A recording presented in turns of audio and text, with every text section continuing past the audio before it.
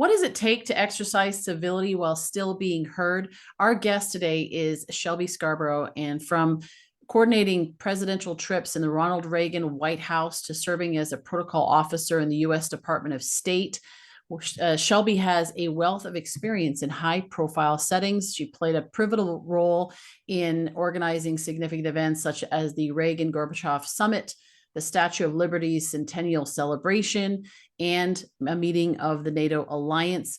She is driven by her passion for civility protocol, empowering women entrepreneurs, and spreading joy. And she has written multiple books and has created an online MBA program for entrepreneurs. So we're going to have a great conversation here today, talking about civility, talking about what she learned from her time at the White House, the Joy Journey, MBA programs, and so much more. So I'm excited to have her here today. Shelby, welcome to the Leaders Transformation. Thank you so much for having me. My pleasure. Now, before we go into it, I always like to do a shout out to those who are supporting the show. And so, of course, thank you to our listeners and our viewers. Also, a shout out to Molly at Heartcast Media for connecting us because, without all of the amazing booking agents and people that are recommending great guests, we wouldn't have the opportunity to have these conversations and be able to share them with you. So thank you, Molly, for your efforts in that. So Shelby, let's talk about, to start off with, civility and civility protocols. How do you define them, and where do you find that they apply? Oh my gosh, they apply just about everywhere that you can imagine. Civility can be found everywhere, and unfortunately it is in short supply at the same time. So how's that? We can all do very small things every single day to show civility to everybody around us. So if it's a matter of, a lot of people think of civility as manners. And so I like to put it in terms of courtesy because it's about the person. So manners to me are more like the actions, the sort of the mechanical aspects of things that also kind of change with time. Sometimes over the centuries, they've evolved to being different things. So it's kind of a moving target. But the fundamental concept of courtesy to somebody else really has never changed. So if we ask ourselves, am I being courteous? How can I show courtesy to this person or these people or my friends, my family, my colleagues, my employees, whatever it happens to be? If you put that first and foremost in your daily efforts, that's a great way to have a practice of civility. I think about when you just were talking about you can do it in your day-to-day life, and then you're also coming from the perspective of having worked in the White House and on a very high level. It literally is, you're covering the gamut here in terms of the different environments. And to your point about it being in short supply, unfortunately, it is in short supply across the board. In those areas. And so what qualities do we need that we can develop, perhaps, that would allow us to be more civil, even in the midst of maybe we don't agree with each other on things, and that's going to happen, right? But what are the qualities that we need to, like, the ingredients that need to go into that? So one of the top ones for me is humility, is the concept that we can be very knowledgeable, we can be very experienced, we can have our own perspectives and our own opinions, but that to recognize at the outset that we could be wrong. There is a possibility that I'm just kidding. Not me. What a concept. I might not be correct. Yeah. And nobody it's not about somebody else having to prove to me whether I'm correct or not. That's what comes around, is we don't have to validate or approve or disapprove of somebody else's perspective and opinion. This is where we get kind of caught up in things, is if we have the humility to sort of come to the discussion as an open-minded person, and even if it's radically different from what we believe, if we understand that it is somebody else's belief, then maybe if we come to the table saying, tell me more about why you believe that. Tell me about how you came to that conclusion, not as an interrogation, not as how did you come to that? There's definitely ways to present it, but I'm really curious, with a curious mind and a curious heart, of, wow, I have never thought of it from that perspective, or I see it really very differently. I want to know what experience has brought you to this. And it's not trying to say, I don't believe you. it's really about coming to it with a humble approach of saying, I want to be educated, and I can still maintain my perspective and my opinion once we've had that conversation. It's not necessarily about changing somebody's mind, but we're much more apt to sort of maybe have some positive influence on somebody, to have them maybe alter their perspective on something if we approach it from a mutual curiosity and a humility that says, I'm not a know-it-all. I don't know everything there is to know. Maybe I'll learn something in the process. And understanding somebody's journey to how they came to that perspective, it can be really enlightening. Yeah, absolutely. And I think about this idea of psychological safety. This what came up when you were talking, and I was like, it's interesting because there's a lot of talk about, we need to create these psychologically safe environments. And yet that kind of puts the onus on somebody else to create an environment where I feel safe sharing. But you've been in situations where that's not necessarily set up, right? That it doesn't go that way, right? We can't wait for the environment. We create the environment. And I think about actually Ronald Reagan. I got to hear him speak live after he was finished with his terms. And he talked about the meeting with him and Mikhail Gorbachev, and how he said it wasn't going well. And he said, let's just stop for a moment and start over. And he said, hi, my name's Ron. Mm-hmm, mm-hmm. And I'll never forget that. I thought, wow. And everything shifted in that moment. And so he created that environment. So talk a little bit about that, because I think we're almost, it's good to talk about psychological safety, but at the same time, is it also preventing us because we're waiting for something to be there? So if I think of these idea of safe spaces, both psychologically and physical safe spaces, say on college campuses or something, I think of those as prison. I think of those as the worst idea known to mankind, that we are shielding ourselves from life, that we are, as you said, putting the onus on somebody else with essentially a blame and a shame at the outset, rather than saying, this is different. This is not, we need to be uncomfortable in our lives. We need, if we're going to learn and grow, we need to get out of our comfort zone and into discomfort wholly and wholeheartedly. But that doesn't mean, and this has been translated or mistranslated to interpret, if somebody thinks differently than I do, that then it's a danger. Thinking is not a danger for the most part. And we've been convinced that somehow if somebody thinks a little differently than I do, that it's dangerous. That's what's dangerous, is that Yes. thinking. Yes. That's actually really dangerous. And to get ourselves out of our comfort zones, we need to get uncomfortable and be willing to experience something that's different from what we've known before. I mean, that's what college and those kind of things are all about, in my opinion, in my view. Again, my opinion, my view, my perspective, which maybe somebody else's is different, but my experience tells me this. And my life view tells me that things like college are a way we're supposed to get out there and try new things and hear about things that we might not have grown up with, that are different than our everyday, so that we can expand our minds. And now it seems that free thought and freedom of speech and all those kinds are endangered, because in the name of civility, which is the exact opposite of what we should be doing. And I just said something that I don't like to say, which is should. I just should on you. It's a bad habit. I try to break it. Again, it's a practice, but it's a philosophy that I've taken from a group that I belong to called the Entrepreneurs Organization.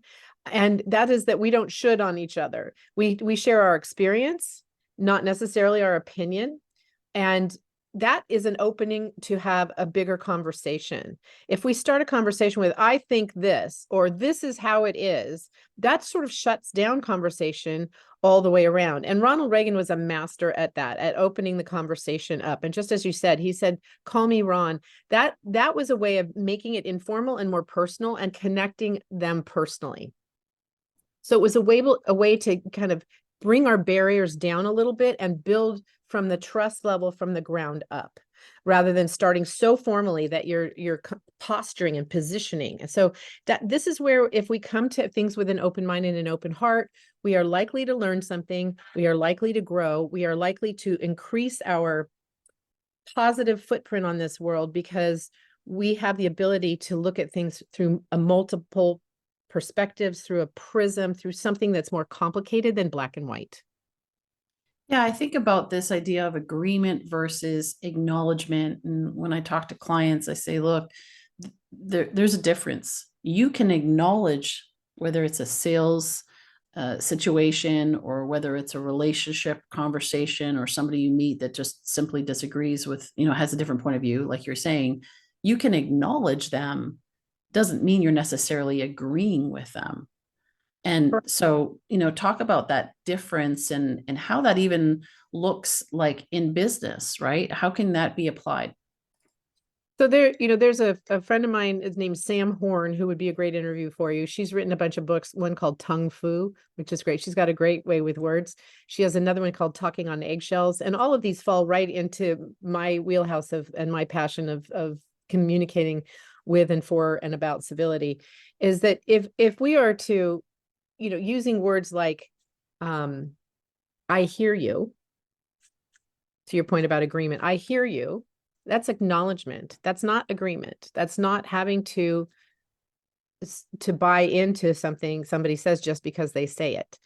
At the same time, I hear you and versus I hear you, but also an opener, a wider space. I hear you. And from my experience, I hear you and I have a question about this, or I hear you and I don't quite understand this because maybe you can help me see your position from a different perspective. Just again, open-minded, but those are sort of the tongue fu. Those are sort of the cues that we can use in the way we communicate that keep the conversation open and alive and interesting to the other person. Again, I forget who said it. There was somebody famous and I'm blanking on who said it, but it was, we usually listen. Our challenge is we usually listen to respond rather than listen to understand. And that's Yes. really classic because, of course, especially think about it in an interview right now, I am listening to respond for the most part because I want to hear what you're saying and I want to be able to have a good response. So while you're asking the question, I'm listening to respond. But ultimately, deeply in a conversation between two people, what we really want to do is listen to understand and take a break and say, let me process that. I think I heard you say this. Would that be a fair interpretation of rephrasing it into your own words? So, because from a learning perspective, then we get it indelibly marked in our brain, what somebody says, if we can rephrase it back to them. And it's very validating to that person that they were actually heard. Those are very simple. Those are techniques, tactics, strategies. Those are not, if you use them correctly, life is much more enriched. If you use them as a way to manipulate people, that's a slightly different issue.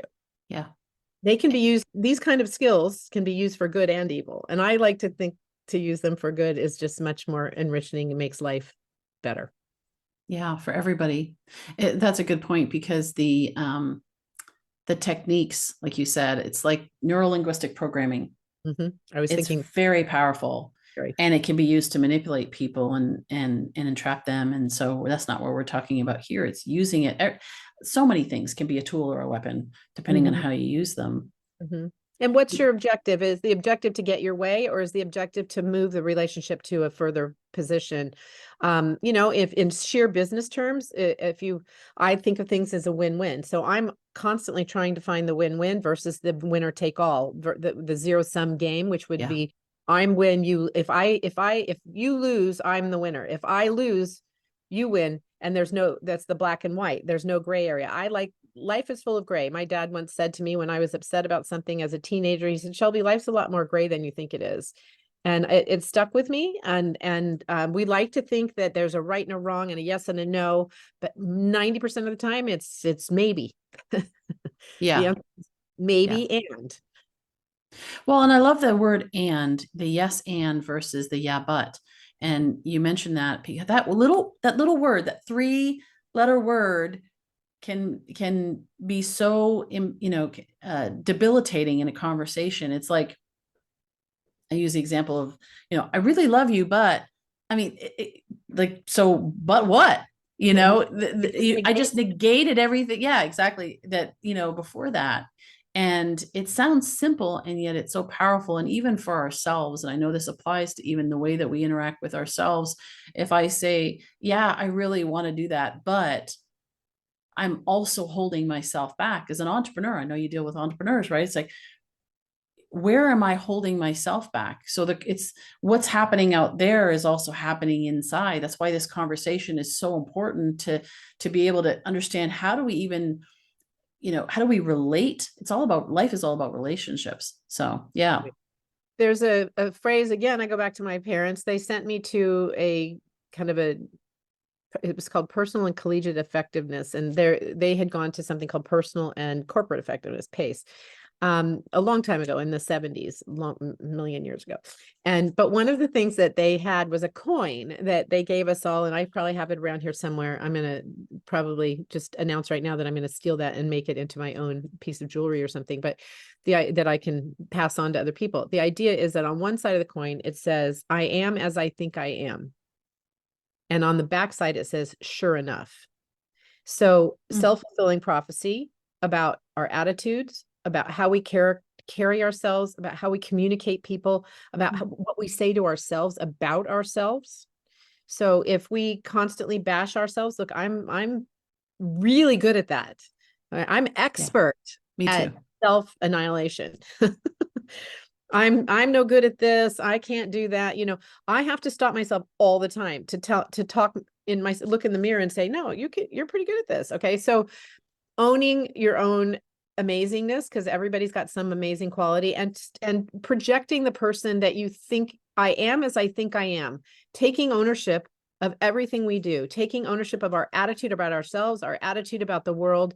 And taking ownership doesn't mean becoming a dictator. It means taking responsibility. Yeah. Not possession. That's good. Yeah, that's really good. It's because I do that too. I think a lot of us, if not all of us, we do that to ourselves. Is we say things and we don't even know that because we're so on autopilot. Oh, I'm not good at this or not good at that. And so why would you say that? Because it becomes a self-fulfilling prophecy. And just challenging ourselves. I'm going to just even put that out there for our listeners, is just to challenge yourself. A lot of us, especially if we've been in personal development, personal growth, professional growth, we know the right answers, but you got to dig below those right answers to what's really going on. What are you saying in here that you may not admit or recognize that is actually limiting you? So I think that's really great. I'd love to talk. Yeah, go ahead. Well, I just said something the other day and I didn't catch myself. And my colleague, Ava, said to me, don't you talk about my friend like that. And what she was saying is I was putting myself down. Right. Yeah. So she's saying, that's my friend. You're not speaking about her very well. So it was sort of an interesting, pulled me right back out. Yeah, you're right. I was bashing myself, and that was not healthy. It's not good. Yeah. To what end? It just sets up a self-fulfilling prophecy that puts you right in that space. And then it will become true, and it doesn't have to be. Yeah. That's the power of association as well, to have good friends that can recognize it and have the courage to tell you the truth. So in love, so that you can recognize that for yourself. I'd love to talk about your time in the White House. And we talked a little bit about this before, this idea of, if you're in the picture, you're in the wrong place. Talk about that principle, and what did that mean, and how did it impact you? So I had a boss named Jim Hooley, and he was really a great mentor and first boss that I ever had. I mean, I had worked a little bit, all through college and things, and worked for my family and had other jobs, but he was my first professional supervisor in that sense, for my first step in my career. And one of the things that he taught us was, for what we did, we were in presidential advance. And so what we were supposed to do, the word advance means in front of, right? Ahead of. So we were basically 2 steps ahead of the president in whatever we did, whether it was putting together his schedule and the details of the schedule, or walking him through a scenario. And when you're physically in his presence, executing an event, if you're in the picture, you're in the wrong place, because that wasn't our job. Our job was to get him in the picture, and that was his role. And ours was to make sure everything around it was perfect, so that picture could be perfect, and that representation to the world could be focused on him. Now, so as a result, I don't have a lot of pictures with the president because I did a pretty good job staying out of the way. But, you know, the ones I do, I cherish. But it was more of a philosophy of the humility that we were to bring to our work, which was, it wasn't about us. It was about him. It was about the president and the presidency, which are two different but very important elements of working in the White House, of respecting the fact that we were working for the American people, on behalf of the American people, at the pleasure of the president. We had no job security, which is ironic in a world that, especially Congress and governments who try to make everything predictable and safe and secure. When you're a political appointee, there's absolutely no job security. So if the president or the chief of staff or your boss or something says you're done, you're done. And day one after a president is voted out of office, you're unemployed. So it's very an interesting thing. And so you have to be inherently sort of a risk taker and somebody who's willing to kind of go with the flow if you want to go into those kind of jobs. But our role was really to be a servant leader, and we had to be very upfront and very proactive and very much in charge, but we also had to know how to get out of the way and it's not about us. So it was really an amazing learning experience about leadership and management at the same time, at a very young age. I was in my early 20s, and this was, as I said, my first professional experience, and those lessons stuck with me. And I want to thank Jim Hooley for those lessons. Yeah, there's so much that so much impact that we can have when we don't need the credit. I think so often, and this applies to civility, right? So we so often want our way, we want the credit. And I think that social media, from my perspective, the social media and all of this has been driving that in the wrong direction, where it's about me. What about me? When do I get to be heard? When do I get to I did that, I did this. Talk a little bit about that and how that translated into the business world, where like you're here on this podcast and you are talking about your experience, you are talking about your perspective and things that you've been able to accomplish and the impact that you've been able to make. So how did you translate that over and still be able to maintain the principle and be heard? So it's been a very interesting journey for me personally that way. And I suspect that, especially women, but many people experience this, especially of a certain generation. It has changed a little bit because of the all about me kind of era that we're in. And that makes me a little sad and kind of a little sick sometimes. When I left the White House to go to the State Department to be a protocol officer, I went into the Oval Office to say goodbye, even though I was just going across the way and I would see the president in some ways more often. I went into the Oval Office to say my farewell from being on the White House staff. And President Reagan gave me a plaque that is a replica of something that he had on his desk that said, "There's no limit to what a man can do or how far he can go as long as he doesn't care who gets the credit." It's amazing it fits on this small thing, but it does. And that really impacted me. I think that, and what I told you about Jim Hooley was, those were character building things for me. Those were things that I took into the rest of my professional life, for good or bad, and I think that at one point, another mentor of mine, a friend of mine named Jim Kuhn, and I were in a meeting after all of this. We had a project together with a client when I was in my own business. And I was so used to sort of giving deference to maybe the man in the room or the senior person in the room, more importantly, the senior person in the room, the guy who the one who brung me to the dance, so to speak, that I didn't speak up in meetings. And I would lean over to him and I would whisper, I would write a note and I would say, give him my input. And and in the past, that's sort of always how it worked or how I chose to work.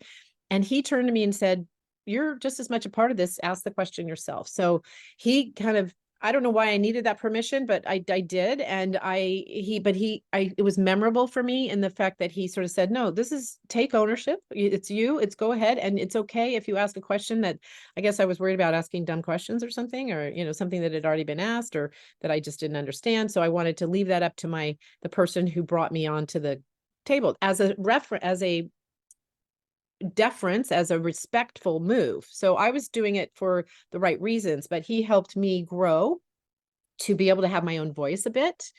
And I think that's super important. And the key here is really having that, for me personally, the key is having that balance between having my own voice and using it wisely, and choosing when and where to use it, and how to use it, again, so that it's the person I'm trying to communicate with can receive what I'm trying to say and work with me, because I value cooperation. I value collaboration. And if you want me to tell you what to do, I can do that. No problem. But it takes a greater skill set and a lot more patience to work through something with somebody so that they come to the table mutually and there's ownership on their part as well. And so when you think of international diplomacy, I was in the protocol office. I didn't negotiate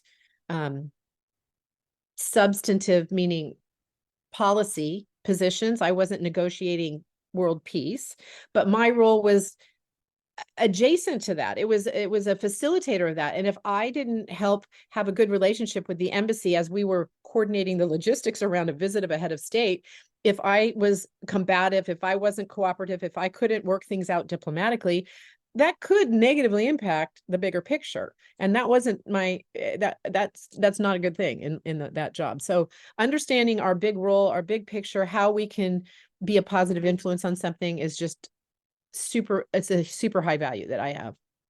Yeah, that's so good. That's so good. And I think about, there's so much there.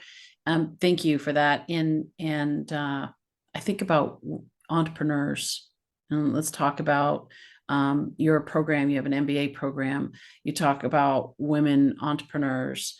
What you just shared is so important to understand that balance of when you need to step up and when, and you also mentioned about, creating the environment, even those supporting people that are around the leader that are creating the environment. The environment is so important to be able, because that is their first impression of that office or that organization. And just there's so much value in that. So but let's talk about your MBA program. Talk about the women entrepreneurs, because you have a passion for that. And of course, you can take all of this experience as a woman yourself. And I know you've also owned franchises, Burger King franchises, and done a lot of work. So tell us a little bit more about that perspective and experience and what you learned through that. Sure. Well, I grew up with Burger King. My parents started Burger King franchises. They bought into the franchise system and built restaurants from the time I was about 15 years old. So I've worked every position, made every, mistake and success in the business, as far as management and drive-through etiquette and making a hamburger and those kind of things. So I'm pretty good at that. A little rusty, I'm sure, at this point, but that was such a tremendous learning experience for me, working in a family business and understanding the dynamics of how business works, specifically franchises, but understanding the bottom line, understanding the value of P&L, understanding, management techniques and things like that. And I'm good at some things, and not some things I'm not so happy. It's not my favorite thing, basically. There's certain things. I don't like managing people. It's not I like working with colleagues. I don't like having to tell somebody what to do. And along those lines, it takes a great deal of patience, and I have it most of the time, but I just know myself that I much rather work in a collaborative environment than in a manager employee environment. And I think that was something helpful for me to know about myself early on, so that I position myself in places that I would be most successful. But understanding the fundamentals of management of people and motivation of people is really important in the big picture for business success. I went on with a colleague of mine, Cindy Boyd, came to me one day and said, I will shorten the story, but let's put together an angel group of, we started with 4 of us. We're now up over 25 of us. It's been a 10-year journey, and we're expanding kind of rapidly now, and Cindy's taking the lead at that. But we started something called Encourage Entrepreneurs, which is we're not a fund. We are a group of entrepreneurs, mostly women, but we will have men in our group in the near future who want to invest in primarily women-owned businesses, not always, but that it's an angel investment fund. So that's expanding. That's exciting. This is an interesting space, especially as myself and my colleagues, my friends, move into a stage in life where we want to help the future generations and take our expertise, our experience, our knowledge, and some of our funds and try to put that forward. I look at that as a learning experience every single time, almost like a mini MBA every time we get involved in one of those deals. And then over COVID, I had the opportunity with three other co-founders to start an organization, a for-profit college that is fully accredited MBA program. And it's geared towards entrepreneurs. So anybody can take it. It's who wants an MBA, but we really focus on the entrepreneurial journey, and it's really especially suited for entrepreneurs because we designed it so that it would fit with an entrepreneur's schedule and objectives and curriculum. So an MBA is an MBA is an MBA in many ways. I mean, to be accredited as MBA, you have to cover some for sort of 4 or 5 basic pillars, management, leadership, marketing, communications, finance, the fundamental big picture things. But where it becomes different for us is our cohorts are colleagues in a way. They're like-minded people, so they would all be entrepreneurs, or they would all be senior executives in a company, that kind of thing, so that they can talk to each other. And then we bring in outside speakers. We have a professor that focuses on them. We meet once every 3 weeks for a few hours. And there's homework in between that is submitted on our platform. And it depends on the program, but anywhere from 18 months to 24 months, you come out with an MBA, and it's done at a pace and a schedule and a way that works for entrepreneurs better than most of the programs out there these days. So I'm really excited about that program. That's something that we're growing right now. And we've it's an entrepreneurial journey in and of itself. So it's a microcosm of what we're trying to help everybody else do. And I participate in most of the classes just because I love to stay close to it right now, and I can. And we've got, really exciting plans for the future on that. Yeah, it's such a great idea, because when you think about coaching programs, and I know I've done a lot of coaching programs myself, taught them, but also being in them. Here you have like an MBA program, but you're also having that cohort collaborative conversation that's going around. It's a great concept. And I know you started that during COVID. Yeah. So how was that in terms of, starting it when the world is shutting down and you're having to gather people? And I hear like there's all of this knowledge, and that's been my experience too. Like all of my knowledge and experience in life just kind of comes back in interesting ways to be able to apply to the regular, to the current situation. So maybe talk a little bit about how you were able to bring in the civility and bring in all of the collaborative experience that you had into doing that when everybody else was shutting down. Well, one of the biggest lessons in life as an entrepreneur is to pick your partners well.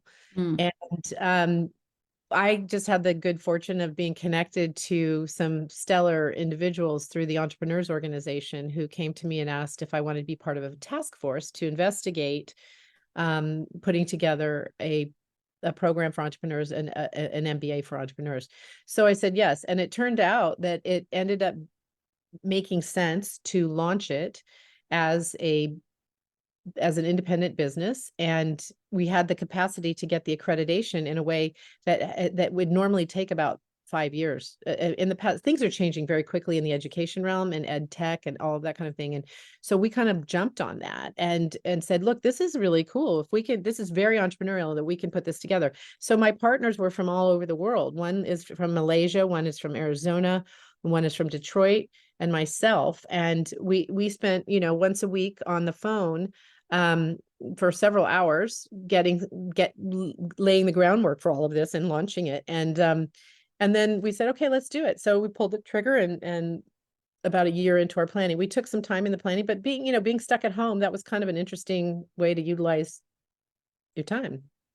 Yeah. And what I'm hearing in that, also having some constructive focus rather than focusing on all the disagreements that were going on out there, and everybody's, it's like politics, right? I mean, you've been in that space. I mean, not everybody agrees. There's these two sides, and then there's a lot of people in the middle. And it's how do you, in the midst of all of this chaos going on, it's like, how do I focus on something constructive create something. How do we create something of value in the midst of all of this? And so I love that. Where do they learn about that? Okay, so The program. Yeah. yeah, sure. It's called the Global School of Entrepreneurship, and it's www.gse, Global School of Entrepreneurship, gse.mba. Awesome. Yeah. Yeah. And And you also have a civility assessment. So maybe we can at the same time, we can talk about that and some of the other resources that you have available. Sure. If you want to know how civil you are, you can go to shelbyscarbrough.com, Scarbrough. But if you spell it wrong, you'll probably get there anyway. And you can take a civility assessment. It gives you back a little bit of tool to say kind of, where you're, I wouldn't call it strengths and weaknesses, but where you fit in the spectrum of civility, and maybe where you can, where there's opportunities for improvement or opportunities for kudos. And if you're curious, I find that most people, I get the assessments when they come in, I find most people do pretty well on them, because I think probably it's self-selecting that people that are interested in civility probably have a semblance of it to begin with, because they maybe have a value for that. But it's a kind of a way to just get engaged in the subject and understand some of the components of it. So as we finish off, I know you have a couple of books. I'd love for you to talk about, and this is twofold, the legacy that you want to leave and the legacy of your grandfather, because I know you wrote a book about your grandfather. Tell us a little bit about that. Sure, sure. I wrote the book Civility Rules. Again, I finished that during COVID. I remember sitting on my front porch in a little town that I live in a part of the year, and I was sitting on the front porch, and I wrote the final piece I wrote for it, which is not necessarily in the same order, is I called a love letter to America, because as I realized what I was writing, that it was much bigger than the fundamental concept of being nice to one another. It was really, to me, core to the future of our country and the future of the way the world works, and the future of freedom of speech. Because if without civility, there is no freedom of speech, I think it's a bigger concept, and that's kind of hard to understand at first. But if we can't speak to each other, if we can't talk to each other, there is no freedom of speech, and then therefore there's no democracy, in my personal view. So Civility Rules is the book, and it was based on the concept of George Washington wrote a book of rules of civility when he was a young kid. It was translated from a French etiquette book. I took all of those 110 rules, which are kind of funny and humorous most of the time, and I translated them, so to speak, into modern vernacular and said, okay, what does that really mean for us? What are the underlying concepts? And they come down to 4 or 5 things, humility, as I said, trust and respect, dignity, honor, courtesy. And then I put an overarching umbrella of personal responsibility into the discussion. So that's kind of the concept of the book. And I tell stories about my own history and other people's history, from early history to modern history, and then my own experiences with lots of world leaders and really interesting people. I put that all in through the book. The other book we just published, or I published under my imprint, called Vega Rising, is a book about my grandfather, and that's called Undaunted: The Extraordinary Story of the First Aviator to Attempt a Solo Flight Around the World. So this was a man that I grew up knowing until I was almost 30 years old. He was an amazing guy. My grandmother was amazing as well, and he tried to fly around the world solo. He crashed, and that's the more interesting part of the story. Is a bigger lesson for us all is to, I've been talking on some television things these days saying, fall down 7 times, get back up 8. He was a perfect example of a pioneering mentality, a pioneer spirit. He's considered a pioneer aviator, and this needs to be made into a movie. So if anybody's listening, give me a ring. We can talk. So it's an amazing story. It reads like a novel, and it's really fun. And they're both on Amazon. That's awesome. Tell us about the joy journey. What is that? So the joy journey is a work in progress. I started it before the other 2 books, but it hasn't been finished. And I think that that's partly because life is a journey, and it's not a destination, and I'm still in the journey. But the concept was, about 10 years ago, I wasn't super, super happy in life. There was not really, I could go into a lot of details, but everybody has these moments. And I was in Greece with a friend, and I kept saying to myself, what the heck am I upset for? I'm in Greece. I'm having a great time. I'm in Greece. I wished we were both there with two handsome men, and that would have been all the better in my view at that moment. But I just sort of decided to embrace the fact that I was there with one of my best girlfriends, and we were having a wonderful time. And I needed to find joy in my life, and joy in the middle of life, in the middle of everything and anything. And the fact that it is actually my middle name was how the joy journey concept was born. And so I started an e-commerce site called joyjourney.life, to be products that brought me joy, or they said joy, all joy related things. And that was supposed to be a companion to the book, and that ended up getting done before the book did. So the book is still coming soon, but there's lots of fun things on the website, joyjourney.life, that might bring joy to your life. Awesome. Yeah, it's having joy. There's a theme through all of the things that you do. And, this idea of civility, this idea of being humble and having dignity and honor and joy, I think is really, really ties into that. Is that when we don't have joy, when we don't have a feeling of being filled up ourselves, if we don't choose personal responsibility, you were talking about that, it's like if we don't decide, how we're going to show up, then we are at the mercy of what's going on around us. And a lot of times what happens, we go into self-preservation in that mode, and try to protect ourselves, try to push our views because it's coming from that place of scarcity as opposed to abundance and overflow. And I know these are terms that people use, abundance mindset and all that. A lot of times I find that even myself, when I thought I had an abundance mindset, I realized that it was actually coming from a very scarce place, trying to what I could get, what I could, push into, like my view that I could push out there, or, whatever the case is. And so it's just, it's that self-reflection to say, okay, challenging myself and saying, how am I showing up, and what do I have control over? I think of Viktor Frankl, who wrote the book Man's Search for Meaning, and he says, they can take everything away from me. The one thing they can't take away from me, and I'm paraphrasing, but the one thing they can't take away from me is my ability to choose my attitude. And I think we all get, and I would include with what you're talking about is how I show up in that environment. Do I choose to love? Do I choose joy, or do I choose anger and all that? And when you talk about that letter to America, I think we need a lot more civility in today's world, and a lot more joy in this world, for sure.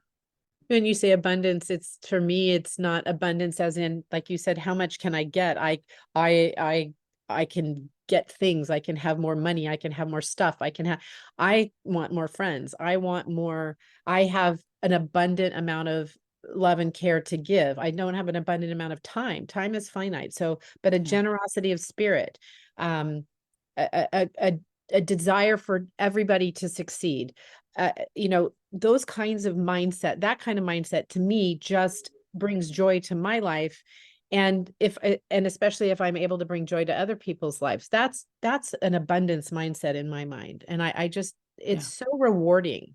It's so much more expansive than, as you say, the scarcity of, oh, if they get that, then I must be missing something. Yeah. It's just, that's a waste of time for me anyway. Yeah, absolutely. So good, Shelby. Thank you. I really appreciate the work that you're doing. I appreciate the fact that even though you're in a position, let's say even in your life where you could say, I could go do something completely different, but that you're still investing in this, even with all the stuff that you see out there in the world, that you actually, and especially with all the things that you see in the world, that you're continuing to invest in others, and in this idea of improving the culture, improving society, and so forth through all the work that you do. I really appreciate that. So thank you. Thank you. I'm very honored to have had a conversation. Thank you. Yeah, likewise. We'll make sure, of course, all the links are going to be in the show notes, where everybody can access your books, access your websites, this assessment, even your TED talk that you did on civility, all of that will be on the website. And so we'll make sure that they have access to that. And I always say, leaders of transformation take action. And sometimes when we think about action, we think about doingness and being out there, and it's a lot of times the best actions that we can take are sitting down, sitting back and actually reevaluating and reflecting on ourselves. Who am I being? How am I showing up? Where do I have biases? Where do I have where am I where are there judgments that are clouding my view? Where have I been shooting on others? Where have I been shooting on myself? Those are the types of things that really, when we take action on those things, they create transformation on a very deep level and internally. And internally, as we shift, we also get then to show up differently in the world, and we shift the world. It's like you can change the world by changing, just one person at a time, right? So I encourage you today is to take action on something that you learned here. Maybe it's challenging yourself and saying, how am I showing up? Where have I been uncivilized? And not just in manners and politeness. I'm Canadian, we know how to be polite, but it's really more than that type of thing. It is really, where have I been uncivilized? Where do I need to maybe make an apology to someone that maybe I didn't allow them the space to share what was true for them? It doesn't mean I need to agree with it. Just means that I need to acknowledge that. When I acknowledge that, it can create spaces where we can come to a point of agreement, come to a point of connection, and move forward from there. So I encourage you to do that. We'd love to hear your stories. You can go on leadersoftransformation.com, reach out to us there. Of course, we're all on social as well, and we'd love to hear your stories. And thanks again for joining us here today, and we look forward to seeing you next time for another episode of the Leaders of Transformation.